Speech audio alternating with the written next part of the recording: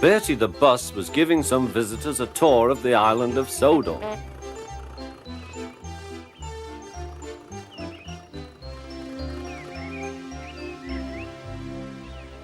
It was their last afternoon, and Edward was preparing to take them to meet Bill and Ben.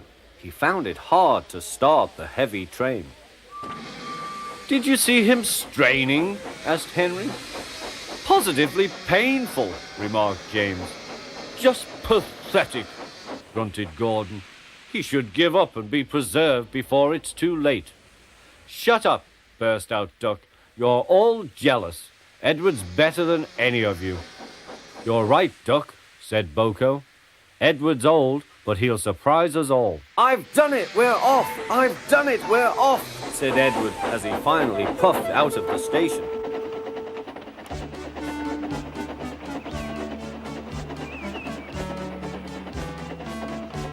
Bill and Ben were delighted to see the visitors. They loved being photographed.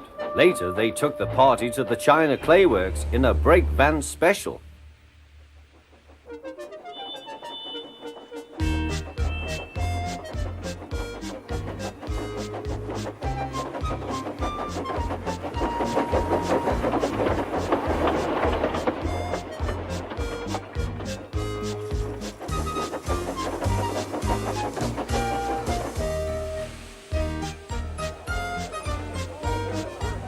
Everyone had a splendid time, and the visitors were most impressed.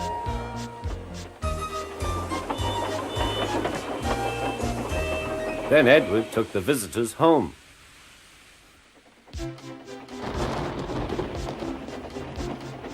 On the way, the weather changed. Wind and rain buffeted Edward. His sanding gear failed, and his fireman rode in front, dropping sand on the rails by hand. Suddenly, Edward's wheels slipped fiercely. With a shrieking crack, something broke. The crew inspected the damage. Repairs took some time. "One of your crank pins broke, Edward," said his driver. "We've taken your side rods off.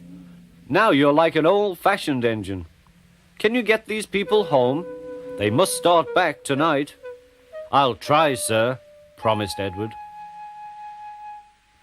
Edward puffed and pulled his hardest, but his wheels kept slipping and he could not start the heavy train. The passengers were anxious. Driver, fireman and guard went along the train, making adjustments between the coaches. "We've loosened the couplings, Edward. Now you can pick your coaches up one by one, just as you do with trucks." "That will be much easier," said Edward. "Come on," he puffed, and moved cautiously forward. The first coach moving helped to start the second, and the second helped the third.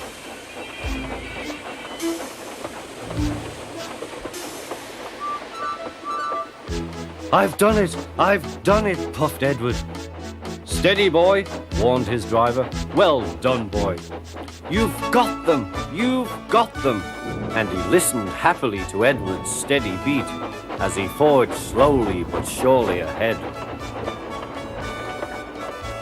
At last, battered, weary, but unbeaten, Edward steamed in.